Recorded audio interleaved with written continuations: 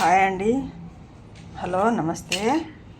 నేను ఈరోజు చేస్తున్న మునగాకు కరివేమాకు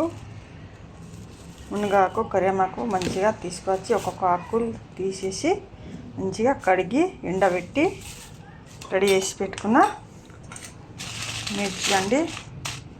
ఇంచుమించు 100 గ్రాములు కావచ్చు.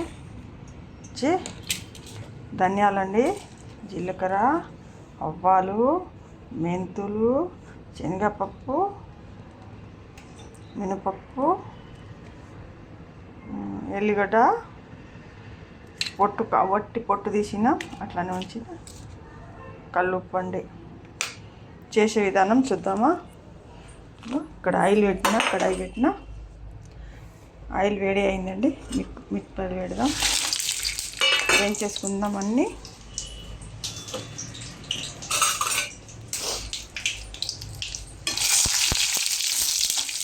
ఏం చేసుకుందామండి. ఆకుకూర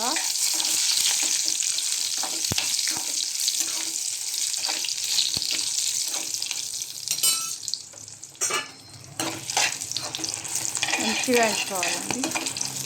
మనం బాగా మంచిగా వేయించలేదంటే కోడి కొంచెం దొడ్డు అవుతుంది.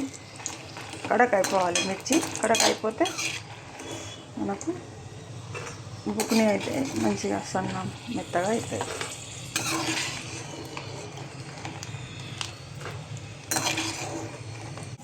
ఇప్పుడు మనం ఇది అన్నీ వేయించేసుకుందాం. ఇది ఉల్లిపాయ కాకుండా వేరే అన్నీ వేయించేసుకుందాం. ఆయిల్ వేడిగా ఉంది కదా, ఒకటేసారి పెట్టేద్దాం, వేయించేసుకుందాం. ఇదే మన మునక్కాయ ఆకులు అయితే మన హెల్త్కి చాలా మంచిదండి. చపాతీతో కూడా తినచ్చు, అన్నంతో తినచ్చు, మళ్ళీ దోశకి, ఇడ్లీకి, టిఫిన్కి చాలా బాగుంటుంది. మళ్ళీ ఆకు మంచి టేస్ట్ ఉంటుంది. ఆరోగ్యానికి ఆరోగ్యం. మన కళ్యామాకు కూడా ఎంతో మంచిది హెల్త్కి.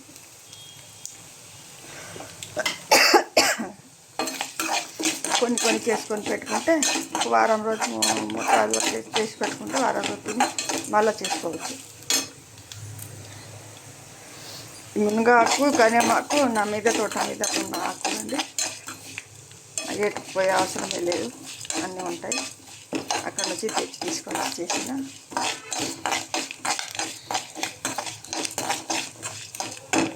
వాసన వస్తుంది కదా, మంచి వాసన వచ్చేదాకా వేయించేసుకోవాలి. కమ్మగా వాసన వస్తుంది. ఇప్పుడు తీసేసుకున్నాం. ఎట్లా పెట్టినా తీసేసుకున్నాం. మంచి వాసన వస్తుందండి. తీసేసుకున్నాం.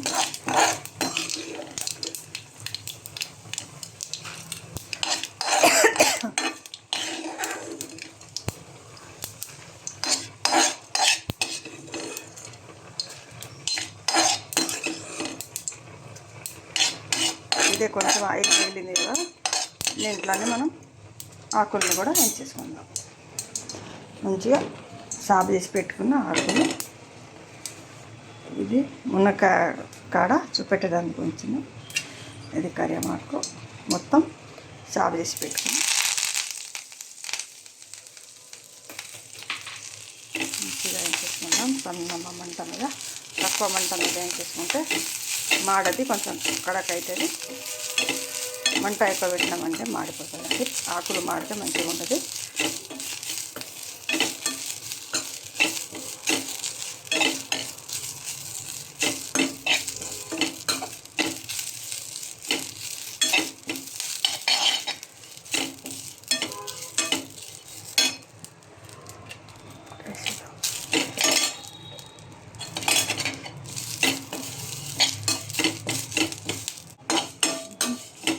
చేసేసుకుందామండి. అయింది కదా, ఇంకా ఎక్కువ అంటే మాడుతుంది. సన్న మంట మీదనే దీనికి ఉంచుకోవాలండి. తీసేసుకుందాం. కొంచెం చల్లారనిద్దాం. ఒక 15 నిమిషాలు, మళ్ళీ తర్వాత గ్రైండర్ పెట్టాం. మంచిగా చల్లారిందంటే ఆకులు కొంచెం కడక్ అవుతుంది. అప్పుడు మనం గ్రైండర్ చేసేసుకోవాలి.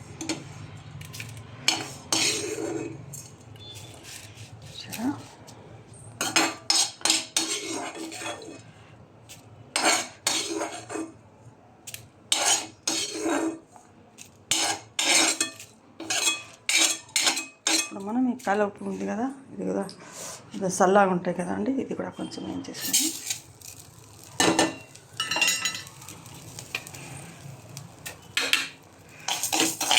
ఇంత వేడిద్దాం, మళ్ళీ తక్కువ పడితే గ్రైండర్ చేసిన తర్వాత తక్కువ అయితే మళ్ళీ కొంచెం పెట్టిస్తాను.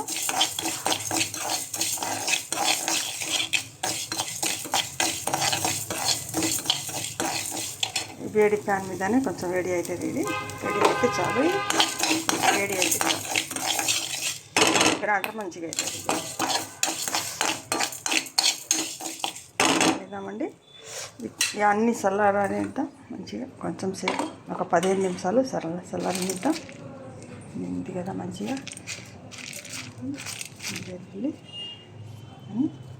15 నిమిషాల తర్వాత గ్రైండర్ చేసేద్దామండి. ఇప్పుడు అన్నీ చల్లారింది కదండి, ఇప్పుడు మనం గ్రైండర్ పట్టేద్దాం.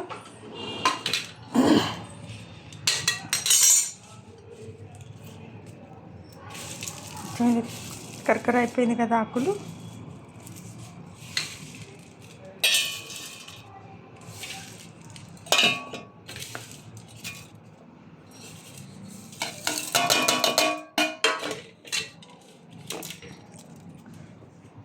తర్వాత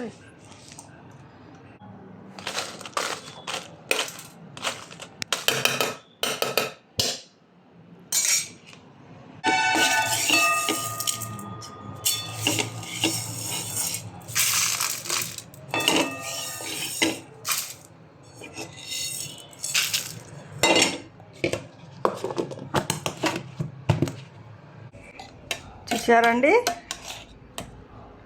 ఎంతో మంచిది,